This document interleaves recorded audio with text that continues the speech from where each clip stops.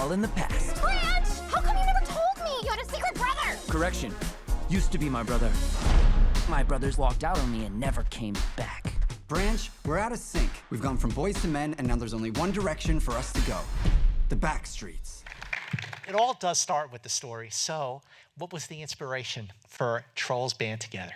You know, from the get-go, we were always talking about Branch's backstory, his family, expanding out the world. We talked about how much we wanted to do, like, the biggest, baddest, best family reunion ever, and just expanding it out and having fun with it. And so it really started with all of us just talking about our families and our experiences with families and trying to find the real, true story and what that was. Yeah, we tried to get as many dynamics in there as possible Yes. with your siblings. Yes. You could see. Yeah. How did so this obviously the story was inspired by family, but how did it sort of like pay it forward and you know, like deepen your families? Oh, it's true. We talk about that a lot. Tim and I had a lot of conversations. Like, we better, you know, act like we preach about it. And it did bring us closer to our families. You know, but what's great about the film is the importance of family and how they are irreplaceable, but that it's hard. It's hard to be in a family. And I like that the movie can have that. Like, it's not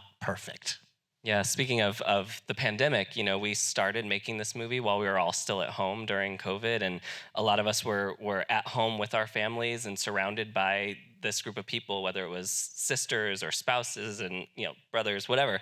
I think we were all in such tight quarters with the people closest to us. It sort of informed, okay, this story can be about those kinds of dynamics and the ups and the downs, and how, you know, it's okay to sort of go separate ways, but then come back together and realize that everyone's grown and evolved and become a different version of themselves, and that's a beautiful part of the family experience. I'm the youngest of two other brothers, by far. Like, there's a decent gap, about 12 years from me and my other brother, and and even though I'm just turned 40 and I'm full, Happy birthday. you know, I'm an adult now. At least I like to think I am.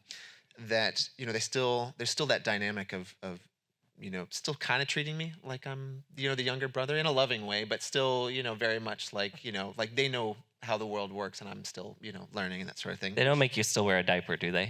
No, thank God, no. Okay.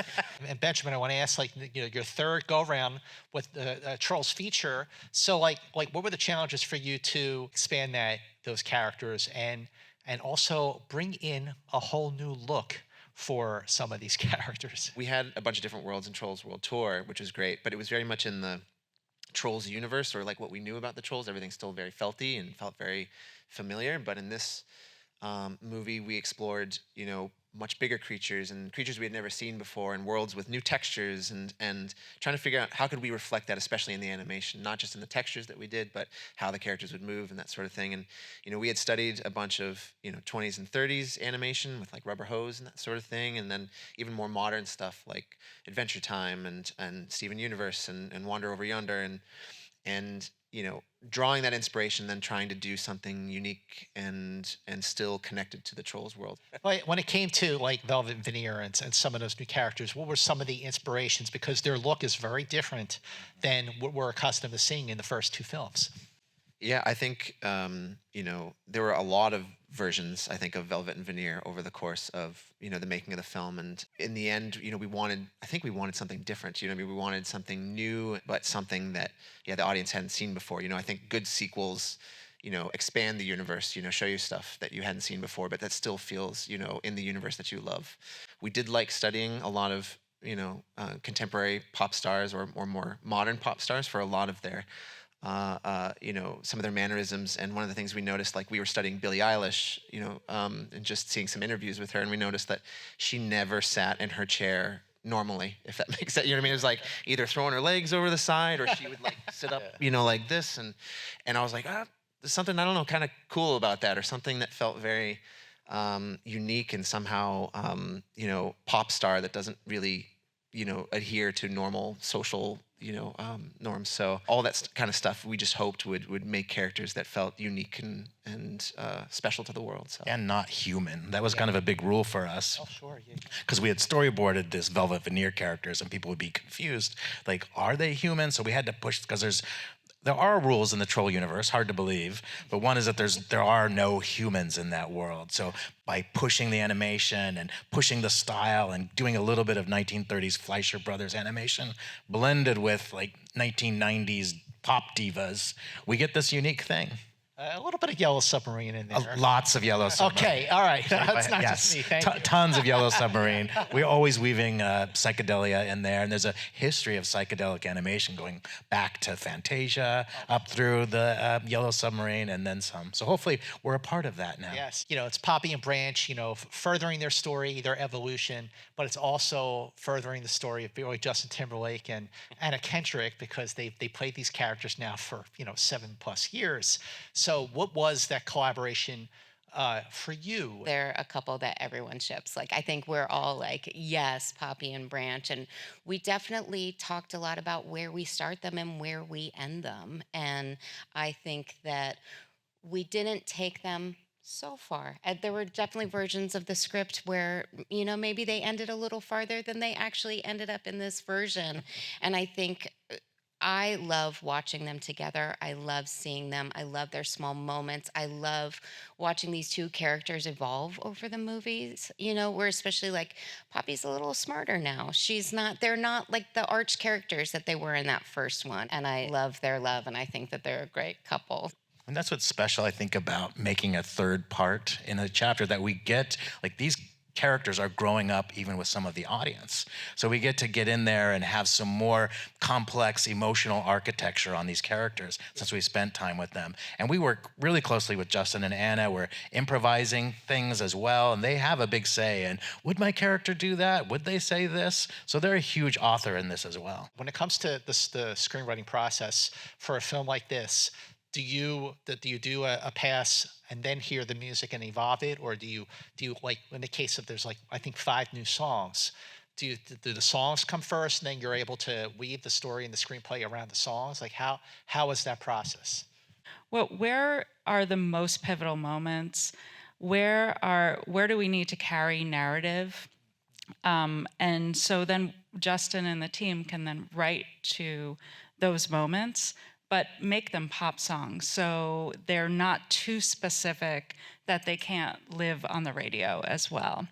But they work for the movie, and in the story, in the narrative. And it feels natural in the script too. Like, you're definitely at a point, like in that opening montage before the wedding, you're like, you want a big medley here.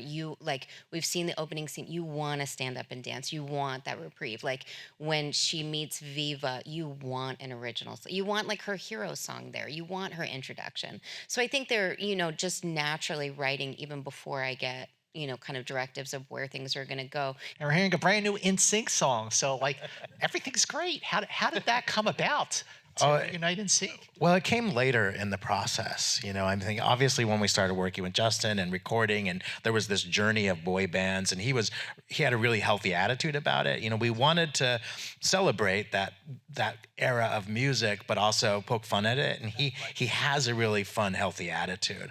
But so I think it was maybe 2 years in, Gina, and he texted you. He texted me while I was walking my dog, and he said, I think I found the song for the end, and I want to bring NSYNC back together to do it. And so I screamed, and and then we talked on the phone, and then I screamed again on the phone. But it was amazing, the whole process. He, reached out to the band. We pitched them the story. They were all really into it. The biggest covert operation we've ever had at DreamWorks Animation. Only the elite crews could be on, like, designing and animating that thing. Yeah, code words and everything. Well, I bet. I mean, you can't keep a secret at all these days. It's a miracle.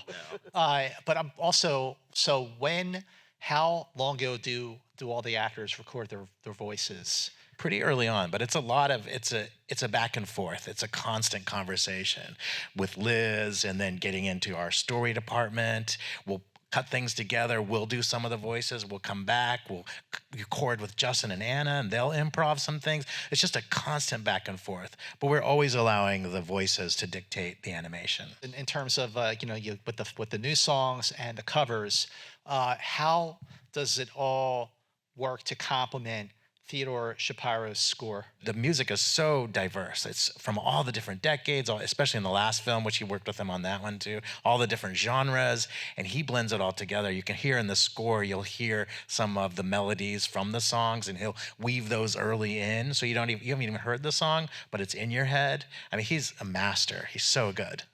Also, in terms of the animation, your production designer, Ruben Perez, how does that collaboration work with animation and production design?